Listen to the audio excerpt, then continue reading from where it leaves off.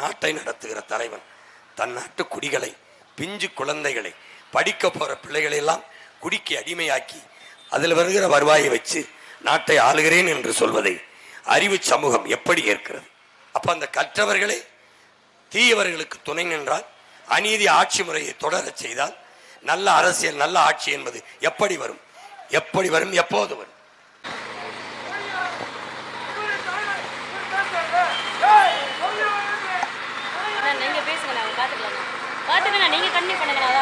பாருங்க, இந்த மாதிரி குடிகாரர்களை உருவாக்கியதை தவிர இந்த அரசுகள் என்ன செய்தது?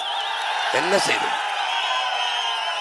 அறிவு சமூகமே, அறிவு சமூகமே, சாராய போத்தலிலே வீரன் என்று பெயரை எழுதி வைக்கிற இவர்களை வீழ்த்தாது நீங்கள் வீர மக்கள் தானா? ஒரு குவார்டர் ஆஃப் போத்தலிலே வீரன் வீரன் என்று எழுதி வைக்கிறான். அப்படி என்றால் இந்த நாட்டு விடுதலைக்கு போராடி செத்த என்னுடைய பாட்டன் பூலித்தேவன், தூக்குலை தங்கி செத்த என் பாட்டன் மருதுபாண்டி, போராடி மன்ன மான மரத்தை என் அப்பத்தா வேலு நாச்சியார், போராடி தூக்குலை என் பாட்டன் தீரன் சின்னமலை, சுந்தரலிங்கனார், அழகுமுத்துக்கோன் என் பாட்டன், வெள்ளையத்தேவன், கட்டப்பொம்மன், இங்கே மாண்ட மறவர்கள் எத்தனை பேர்? இந்த வீரர்களுக்கெல்லாம் என்ன பேர்?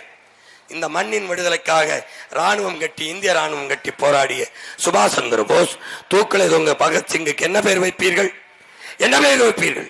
குடிக்கிற குவார்டர் ஆஃபுக்கு வீரன் என்று பெயர் வைத்த இந்த ஆட்சியாளர்களை வீழ்த்தாமல் நிற்கிறீர்களே என் அன்பு சொந்தங்களே. இந்த வீர பரம்பரையில் வந்த இந்த வீரர்களுக்கு என்ன பேர் வைப்பது? அவர்களுக்கு குவார்டர் ஆஃப் என்று வைக்கலாமா? சுபாஷ் சந்திர போஸ் ஆஃப், பகத்சிங் ஒரு குவார்டர், பூலித்தேவன் ஒரு குவார்டர், அப்படி பெயர் வைக்கலாமா? எவ்வளவு அவமதிக்கிறார்கள்! சாராய போத்தலுக்கு வீரன் என்று பெயர் வைத்தால் வீர மரபினனுக்கு என்ன மரியாதை? என்ன எவ்வளவு பெரிய அவமதிப்பு! தாங்கிக் கொள்கிறீர்கள், சகித்துக் கொள்கிறீர்கள்.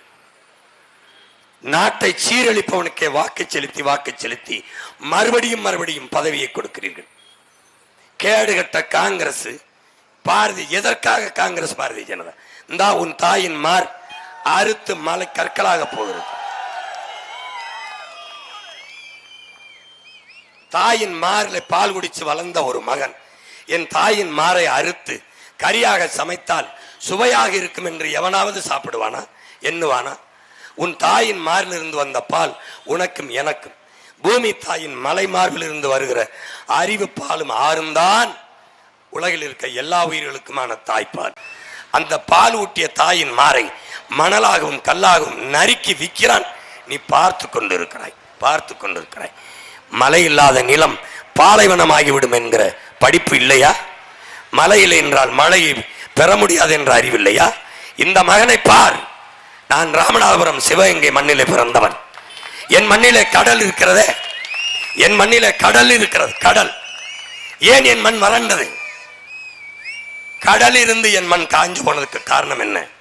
என்னரும் பெற்றோர்களே, என் அன்பு தம்பி தங்கைகளே, கடல் இருந்தும் என் மண் காஞ்சு போனதுக்கு காரணம் மழை இல்லை. மழை இல்லை. என் மண்ணிலே, என் கடலிலே என் சூரிய தகப்பனும் என் கடல் தாயும் இணைந்து நீராவி ஆவி வெளியிலே மிதந்து வருகிற மேகத்தை தடுத்து நிறுத்தி என் மண்ணுக்கு மழை பொழிவை கொண்டு வர மழை இல்லை. உனக்கு இருக்குதடா மேற்கு தொடர்ச்சி மலை. அதன் தொடர்ச்சி இந்த கம்பம், குமிழி, தேனி, ஆண்டிப்பட்டி, வருசநாடு இந்த பகுதியிலே அந்த மலை வருவதால் என் உடன் பிறந்தவனே, என் கடலில் இருந்து வந்த மேகத்தை தடுத்து உனக்கு மழைப்பொழிவை பெற்று தருகிறதா இந்த மலை. அதனால் நீ செழிப்பாக இருக்கிறாய், நீ வளமாக இருக்கிறாய். உன் உடன் பிறந்தவன் வறண்டு கிடக்கிறேன்.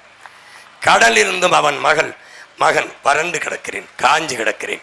நீ வளமாக வாழ காரணம், கடல் இல்லாத நீ வளமாக வாழ காரணம் மலையடா. மலை மலை அது மலை அல்ல, நம் பூமி தாயின் முளை. புரிந்துகொள். கோட்டை கட்டி ஆண்டாய், அவ கொடுத்த கற்கள்.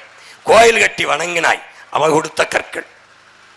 சிலையாக செய்தாய், சிலையே அந்த மலை தந்த கல்லுதான். படிக்கட்டாக கட்டி ஏறினாய், 18ஆம் படி 20ஆம் படி என்று அவள் தந்தபடிதான். நீ யாரை வணங்க வேண்டும் என்று பார். அது மலை இல்லையடா என் பிள்ளைகளே, நம் பூமி தாயின் முளை. அதை பாதுகாக்க நீ உழை.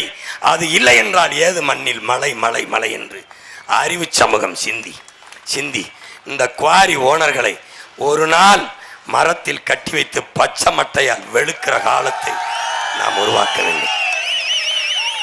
மலையை கணக்கில்லாமல் வெட்டி எடுத்துக்கொள் என்ற அனுமதி கொடுத்த பெருமக்கள் தான் உன்னுடைய திமுகவும் அதிமுகவும் உன்னுடைய உதயசூரியன் இரட்டையிலையும் வெட்டி எடுக்கும் போது கமிஷனை வாங்கி கொண்டு கூட நின்றவன் தான் இந்த காங்கிரசும் பாரதிய ஜனதாவும். ஒருவன் பேசுவானாடா இந்த மலையை, இந்த மண்ணின் வளத்தை? எத்தனை ஆயிரம் ஆண்டுகளாகடா, 400 கோடி ஆண்டுகளாச்சு இந்த பூமி பிறந்து. 450 கோடி ஆண்டுகள், 450 கோடி ஆண்டுகளாக இந்த மண்ணில் இருக்கிற மலையை இந்த 20 ஆண்டுகளாக வெட்டி 10 ஆண்டுகளாக முடித்து விட்டான். எப்படி வீடு கட்டுவா என்று நம் தாத்தா பாட்டியெல்லாம் வீடு கட்டி வளவில்லையா? இந்த கடைகளெல்லாம் மலை மணலில் தான் கட்டினதா? இந்த கோட்டை கட்டி ஆண்டமை அதெல்லாம் மலை மணல், ஆத்து மணலே இல்லையா? வைகைன்னு ஒரு நதியை சாகடிச்சிட்டியலடா, சாகடிச்சிட்டே. நடு ஆற்றுல ஆடு மாடு மேஞ்சி கிடக்கு, துணி துவைச்சு காய விட்டு தொங்குது. மதுரையில் இருக்கிற மக்களினுடைய கழிவு நீர் வழிந்து ஓடுற காவாயாக்கிட்டியே வைகை. அந்த நதியை உயிர்ப்பிக்க முடியுமா? உன்னால் உயிர்ப்பிக்க முடியுமா? மணலை அள்ளி தின்னுட்டாடா. மணலை அள்ளியதால் மண் வந்து விட்டது. மண் வந்தவங்க மரம் செடி குலைத்து விட்டது. மரம் செடி கொடிய ஆடு மாடு மேய்ஞ்சிக்கிட்டு நிற்கிது. செத்து போச்சடா உன் ஆறு. அதை பற்றி உனக்கு கவலை என்ன? ஆறா நம் தாயின் ரத்த நாளம் இல்லையா? ரத்த நரம்பு இல்லையா? மலையா நம் பூமி தாயின் மார்பு இல்லையா? அதிலிருந்து அறிவிதான் அந்த பூமி தாய் நமக்கு தந்த தாய்ப்பால் என்பதை நீ அறியவில்லையா? இதை கூட உன் கல்வி உனக்கு கற்பிக்கவில்லையா? உடன் பிறந்தவனே, எனக்கு போடாம போ, ஆனால் எது சரியோ அதை யோசிச்சு பார்த்து செய். எல்லா தலைவர்களும் களத்தில் நிற்கிறார்கள். எவன் பேசுவது உன் மீது இருக்கிற காதலால், உன் மீது இருக்கிற அன்பால் இந்த நாட்டில் இருக்கிற ஏழ்மை வறுமையை போக்க எவன் துடிக்கிறான்? எவன் கல்வி பற்றி பேசுகிறான்? எவன் மருத்துவம் பற்றி பேசுகிறான்? எவன் குடிநீரை பேசுகிறான்? எவன் காற்று மலை காடு கடல் என்று பேசுகிறான்? கவனித்து உன் மதிப்புமிக்க வாக்கை செலுத்து.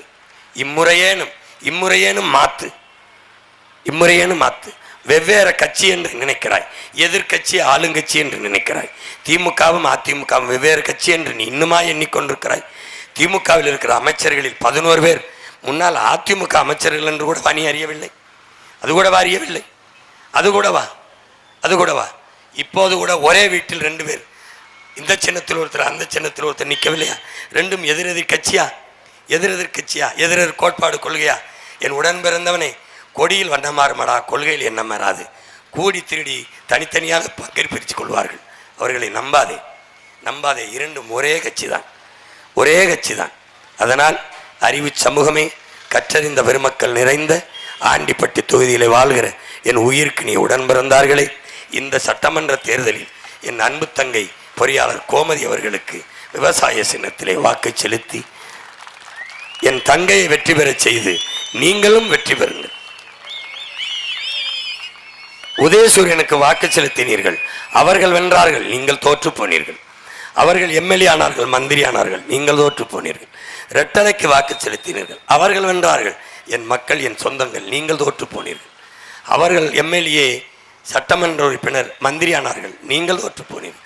இம்முறையேனும் உங்களுக்காக விவசாய சின்னத்தில் வாக்கு செலுத்தி நீங்கள் வெற்றியடையுங்கள். என் தங்கை கோமதியையும் வெற்றி பெறச் செய்யுங்கள். உழவு இல்லை என்றால் உணவு இல்லை, உணவு இல்லை என்றால் உயிர்கள் இல்லை, உயிர்கள் இல்லை என்றால் உலகம் இல்லை. உழவை மீட்போம், உலகை காப்போம், விவசாய சின்னத்திற்கு வாக்களிப்போம், வருங்கால தலைமுறைக்கு வாழ்வளிப்போம் என்கிற உறுதியை ஏற்போம். புரட்சி எப்போதும் வெல்லும். நம் வெற்றி அதை சொல்லும். நம் இலக்கு ஒன்றுதான், இனத்தின் விடுதலை. இனம் ஒன்றாவும், இலக்கை வென்றாவும். தமிழ் தாய் வாழ்க, தலைவர் பிரபாகரன் வாழ்க. என் தங்கை கோமதி வெல்க, வெல்க, வெல்க, வெல்க, வெல்க, வெல்க. நன்றி, வணக்கம். நாம் தமிழர்.